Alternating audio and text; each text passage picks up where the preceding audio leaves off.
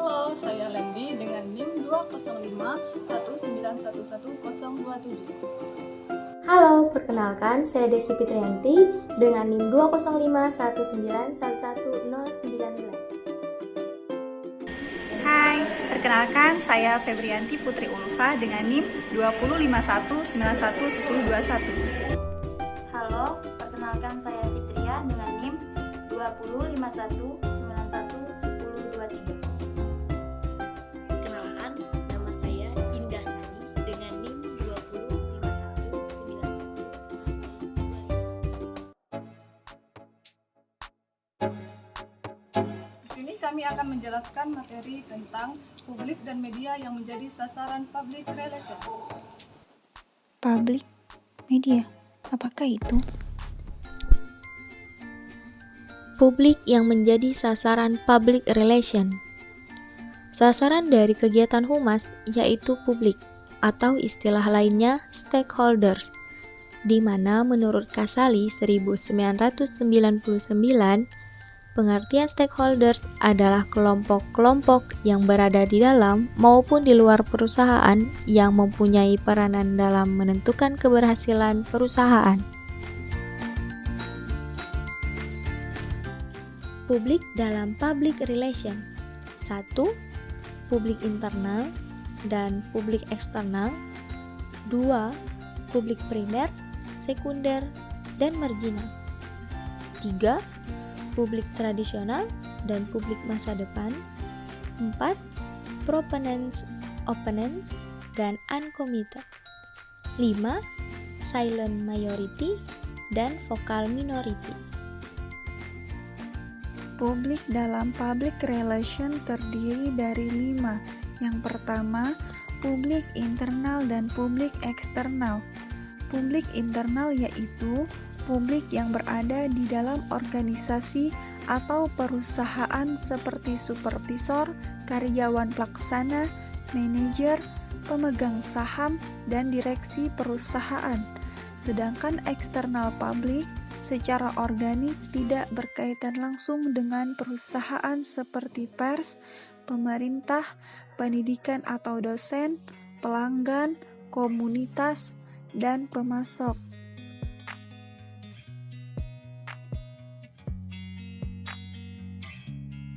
Yang kedua, publik primer, sekunder, dan marginal. Publik primer bisa sangat membantu atau merintangi upaya suatu perusahaan. Publik sekunder yaitu publik yang kurang begitu penting, sedangkan publik marginal yaitu publik yang tidak begitu penting. Contohnya, anggota Federal Reserve Board of Governors atau disebut dengan Dewan Gubernur Cadangan Federal yang ikut mengatur masalah perbankan, menjadi publik primer untuk sebuah bank yang menunggu rotasi secara teratur, di mana anggota legislatif dan masyarakat menjadi publik sekundernya. Yang keempat, yaitu menurut Seitel tahun 1992, di antara publik terdapat kelompok yang menentang perusahaan atau opponents, yang memihak yaitu proponents, dan ada yang tidak peduli atau uncommitted. Perusahaan perlu mengenal publik yang berbeda-beda ini agar dapat dengan jernih melihat permasalahan. Kemudian yang kelima, yaitu menurut Kasali tahun 1994, dilihat dari aktivitas publik dalam mengajukan komplain atau keluhan atau mendukung perusahaan, dapat dibedakan antara vokal atau aktif dan yang silent atau pasif. Publik menulis surat kabar umumnya adalah the vocal minority, yaitu aktif menyuarakan pendapatnya, namun jumlahnya tak banyak. Sedangkan mayoritas pembaca adalah pasif, sehingga tidak kelihatan suara atau pendapatnya. Dalam diktat Public Relation, Lembaga Pendidikan Public Relation, Interstudy School of Public Relation, terdapat 7 macam publik, yaitu yang pertama ada masyarakat di sekitarnya, yang kedua karyawan perusahaan, yang ketiga pers, radio, televisi, kemudian investor, Selanjutnya ada konsumen dan pemasok, kemudian distributor dan pemuka pendapat atau opinion leader. Media yang menjadi sasaran public relation. Apa sih media humas? Humas media adalah segala bentuk media, sarana, saluran atau channel yang digunakan praktisi humas dalam pekerjaannya dengan tujuan publikasi yang luas agar produk atau jasa yang humas pasarkan lebih dikenal masyarakat. Media humas bersifat lebih kepada publikasi dan komunikasi. Media humas tidak hanya terampil membuat konten, baik tulisan, audio, maupun video, tapi juga menguasai manajemen media. Tujuan media humas: pertama, promosi dan meningkatkan pemasaran. Kedua, meningkatkan kepercayaan publik. Ketiga, komunikasi berkesinambungan dengan publik atau pihak terkait. Dan yang terakhir, meningkatkan citra perusahaan, lembaga atau organisasi.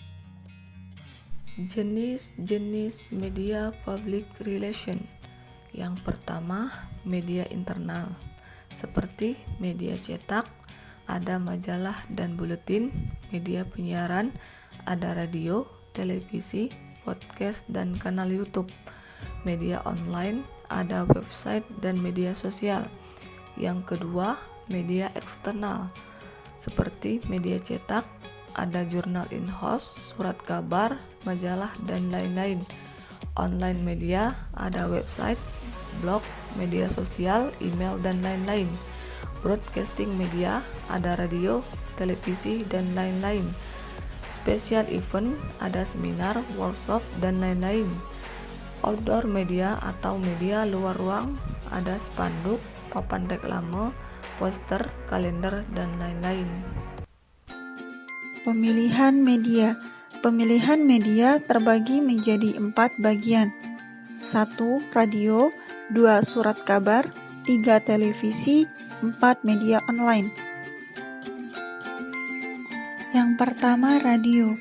Radio memiliki 2 penilaian. Yang pertama, nilai plusnya yaitu penyampaian gagasan sederhana dan secara langsung, teksnya luas atau mudah dikoreksi, dan punya publik khusus.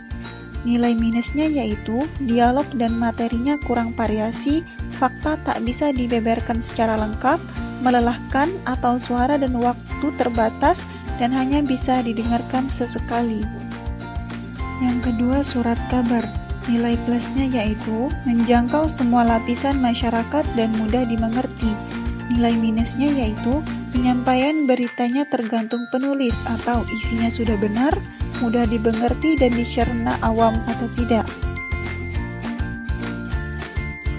Yang keempat, siaran televisi. Terdapat nilai plus dan minusnya. Nilai plusnya yaitu jangkauan masyarakat luas, audio dan visual.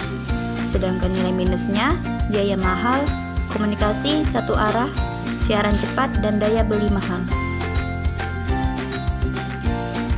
Yang kelima, media online. Nilai plusnya trending, terutama media sosial dan blog, menjangkau seluruh lapisan masyarakat, menjangkau seluruh dunia atau internasional, dapat diakses kapan dan di mana saja, terdokumentasi. Nilai minusnya butuh akses internet, sumber daya manusia di bidang media online masih terbatas, butuh keterampilan khusus mengelola dan menulis di media online atau internet. Semoga materi yang kami jelaskan bermanfaat bagi kita semua. Jangan lupa like, comment, and subscribe.